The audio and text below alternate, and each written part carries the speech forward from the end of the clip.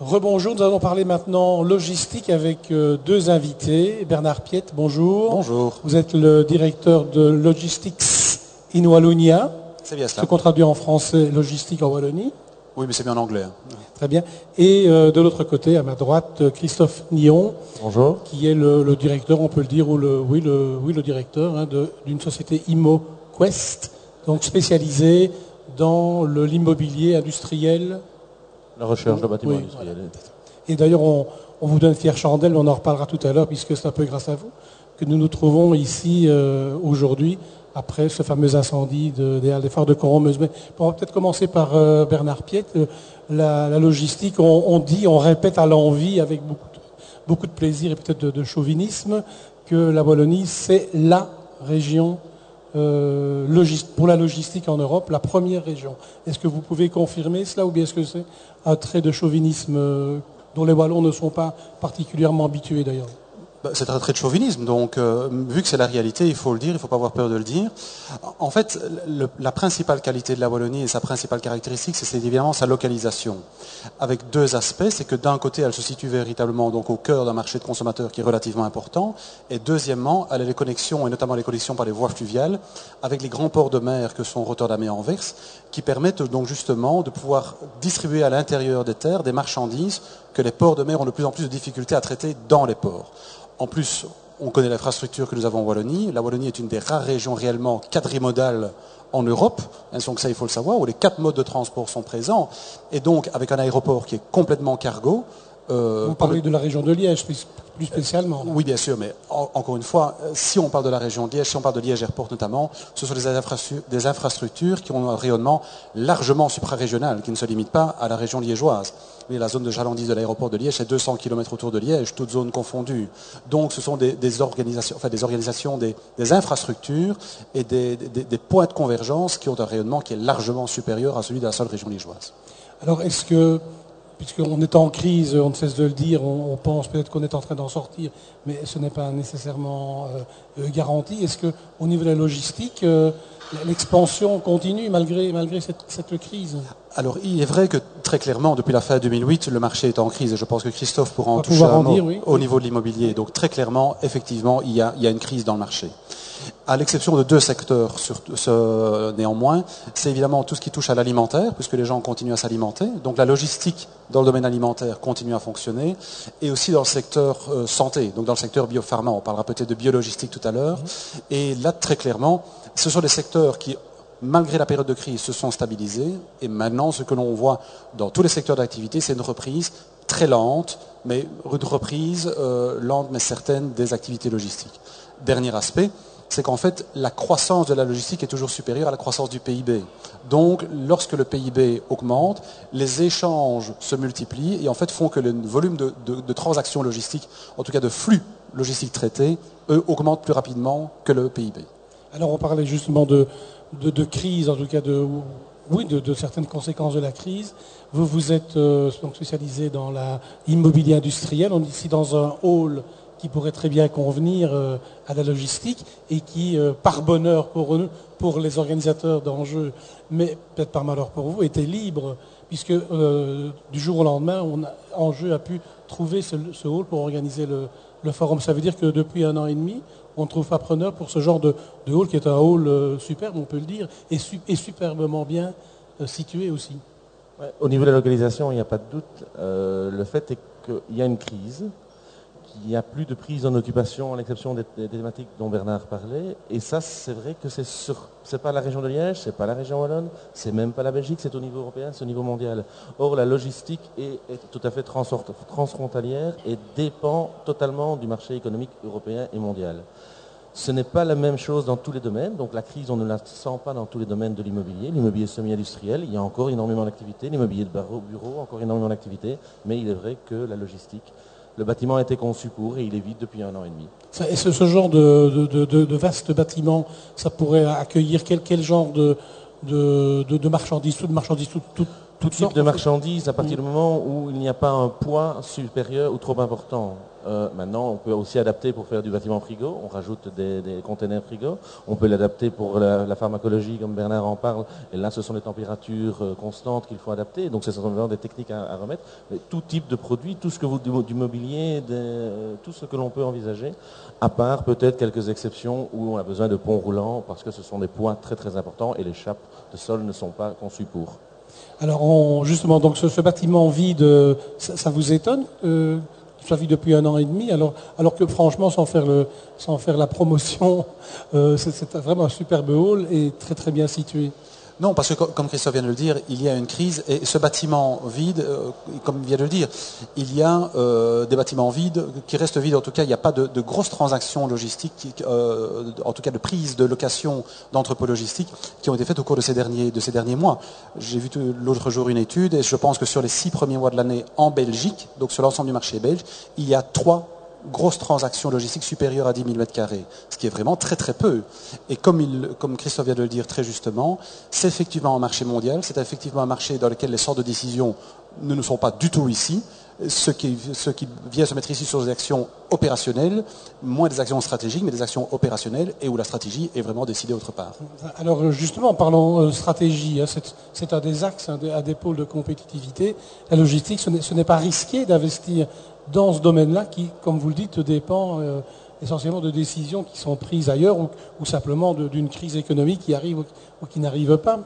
C'est une bonne question, mais je pense que à partir du moment où on établit de l'activité logistique, on l'établit pour pouvoir distribuer des marchandises à un grand nombre de clients et à un bon pouvoir d'achat dans un temps minimum. Je veux dire, c'est un peu la règle d'or. Et à ce niveau-là, quels que soient les aléas que l'on peut trouver, la géographie nous a donné la localisation que nous avons. Et ça, c'est quelque chose qu'on ne peut pas nous enlever. Donc, et aussi, le type d'emploi qui viendrait se mettre dans ce type de hall sont des emplois à haute valeur ajoutée. Parce que la logistique, ce n'est plus que de l'entreposage, que du déplacement de palettes. Il y a aussi de la valeur ajoutée, de la transformation des marchandises.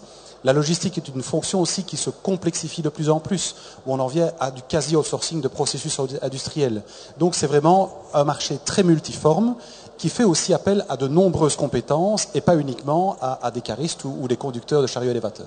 Si je comprends bien, M. Nyon ne doit pas simplement se contenter de louer son hall pour y entreposer des marchandises, vous devez aussi peut-être proposer un service supplémentaire à votre client potentiel. Je pense qu'au niveau de la région wallonne et du niveau du Forum et autres, ils ont déjà mis en évidence tous ces points et ils font des formations. Lorsqu'un utilisateur vient, ils forment au sein de l'entreprise. Donc il y a vraiment une politique très très avancée qui existe depuis plusieurs années et qui fonctionne très bien, qui a permis d'accueillir d'ailleurs des utilisateurs et de créer de l'emploi ou en tout cas de conforter de l'emploi existant et de le pérenniser. On a très peu de délocalisation. Je pense qu'on n'a peut-être pas beaucoup d'arrivées, mais on a très peu de fermetures. Il faut aussi relativiser un peu les choses. Maintenant, ce bâtiment, c'est dommage pour le propriétaire. Maintenant, le propriétaire, c'est AG Real Estate, qui était l'ancien Fortis. C'est un bâtiment parmi leur portefeuille. Ils ont décidé d'investir. Ce sont des millions d'euros qu'ils investissent à risque. Ils le savaient. Ils n'ont pas prévu la crise, personne ne l'avait prévu, mais ils ont investi quand même en région liégeoise. C'est leur premier bâtiment, et ce ne sera pas leur dernier, c'est leur premier bâtiment. Ils ont investi un autre à la Louvière. Donc des groupes aussi importants qu'un Fortis à l'époque, et que d'autres ING également sur Bierzet viennent investir. Ce sont des signaux forts au niveau du marché de l'immobilier. Quand on a des groupes aussi puissants qui viennent investir, et c'est des millions d'euros, pour ne pas dire des milliards de francs belges, c'est un signe que le marché, ok, est mauvais, mais c'est un signe qu'on y croit, que la localisation, comme Bernard le disait, elle est la meilleure. On ne sait pas nous l'enlever. On est mieux que ce qu'on appelle le triangle d'or au niveau de la Flandre. On a une position géographique, à part quelques autoroutes qui sont un peu déficientes pour l'instant, mais on est très bon. C'est ça. Alors vous-même, personnellement, votre société a beaucoup de halls ou d'immeubles à proposer, de bureaux, etc. Dans la région, ça se limite à la région de Liège ou... Vous voulez que tout le monde m'appelle le samedi matin? Si ça peut vous faire plaisir. Mais on n'est que jeudi aujourd'hui. Heureusement pour moi, je n'ai que ce hall-ci au niveau. Et en région liégeoise, il n'y a que ce hall-ci de cette dimension qui est vide. Il n'y a aussi que celui-ci qui a été créé à risque. Donc, il faut relativiser. Par contre, oui, il y a d'autres bâtiments qui sont peut-être plus dédicacés sur le semi-industriel, qui là est un marché qui fonctionne très très bien. Donc ce sont des artisans, ce sont des électriciens, ce sont des productions. Et ça c'est un signe qu'il y a une certaine reprise de l'activité. Ce n'est pas une reprise, il n'y a jamais eu de crise. Donc dans ce créneau-là, il n'y a réellement jamais eu de crise. Il y a eu des baisses de prix peut-être, des discussions plus lentes, des discussions avec les banques plus lentes, des changements de banque.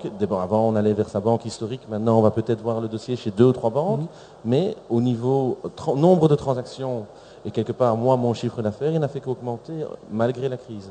Donc le nombre de transactions, nous n'avons pas ressenti la crise. Il y a une lenteur et probablement plus de travail pour le même résultat. Mais ce n'est que ça, on travaille un peu plus. D'accord, ça ne fait tort à personne, dit-on. Mais pour en revenir à la logistique, vous parliez de certains créneaux qui étaient plus favorables pour l'instant. Vous pouviez peut-être y revenir un peu? Oui, bien sûr. Donc en fait, il y a 2 secteurs principalement dans lesquels finalement la crise a très peu d'impact. C'est le secteur alimentaire, et la santé, puisque les gens continuent à s'alimenter, et le secteur de la santé, donc de tout ce qui est la logistique dédicacée aux produits de la pharmacie, les produits pharma, les produits biotechnologie, parce que malheureusement les gens continuent à être malades, ou bien les gens continuent à vouloir se soigner de manière optimale. Et donc ce sont effectivement des secteurs dans lesquels on voit quasiment pas de baisse. Notamment d'ailleurs, on vient d'inaugurer, on vient de poser il y a 2 jours la première paire la louvière du nouveau centre de distribution de Janssen Pharmaceutica, où là, on va créer un centre de distribution pour les produits pharma avec 150 emplois qui vont être créés. Il y a maintenant, depuis quelques mois, l'initiative en matière de biologistique qui a été menée d'abord à l'initiative du Gré Liège et qui maintenant, depuis le 1er août cette année-ci... C'est quoi concrètement? Alors, la biologistique, c'est faire en fait la fusion et le mariage entre la biotechnologie, qui fait aussi l'objet d'un pôle de compétitivité en région wallonne, et la logistique. Donc, proposer des services logistique à très haute valeur ajoutée pour des produits qui sont extrêmement sensibles, que ce soit dans le secteur pharmaceutique, mais plus encore, par exemple, des produits type vaccins, des produits type de la biotechnologie, des essais cliniques, des organes, des greffons, des cellules souches, qui demandent une logistique extrêmement dédicacée, à très très haute valeur ajoutée et 0 défaut. Et en fait, il se fait que ici en Wallonie, nous avons d'un côté les acteurs en matière de biotechnologie et de l'autre côté les acteurs en matière de logistique qui peuvent parfaitement collaborer pour la mise en place de cette activité. Alors vous parlez de techniques très, très élaborées.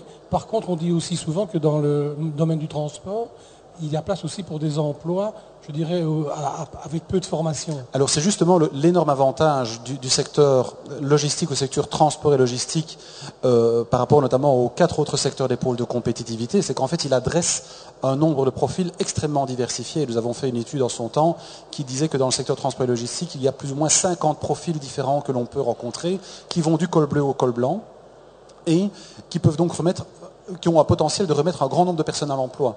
Et ça, c'est un avantage, c'est que vu que nous avons une main-d'œuvre qui est, encore relativement abondante, malheureusement, en région liégeoise, avec parfois un niveau de qualification qui est relativement faible, ces personnes peuvent, elles, trouver un emploi dans la logistique, chose qu'elles auraient plus de mal à trouver, notamment dans la biotechnologie ou dans l'aéronautique, par exemple. Très bien, merci, Monsieur Piet. Alors, Monsieur Nion, on va simplement vous souhaiter de trouver bientôt un locataire de ce vaste hall. J'espère bien, merci beaucoup. Ce qui pourrait poser des problèmes en jeu, évidemment, si l'année prochaine, un nouvel incendie se déclarait. Des fois, mais enfin, on peut espérer quand même que tout se passera bien. Merci en tout cas d'être venu témoigner. Bonne fin d'après-midi et bonne fin d'après-midi à tous. On se retrouvera tout à l'heure avec encore d'autres invités pour terminer cette journée et ce salon Forum des entrepreneurs. Au revoir.